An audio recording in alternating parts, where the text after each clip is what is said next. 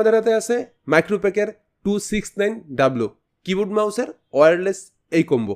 Gaming, coding, basic user সবার জন্য 4টা কালারে এই কিবোর্ড মাউসের ওয়্যারলেস কম্বোটা অ্যাভেলেবেল, সাথে রিচার্জেবল অপশন সহ। 2.4G ওয়্যারলেসে কানেক্ট হচ্ছে, রেইনবো ব্যাকলাইট ইফেক্ট পাচ্ছেন, মাল্টিমিডিয়া কি সহ, টোটালি রিচার্জেবল। 1000 থেকে 4000 DPI পর্যন্ত ইউজ করতে পারবেন এবং কিবোর্ডটা ফুললি সাইলেন্ট সুইচ দিয়ে।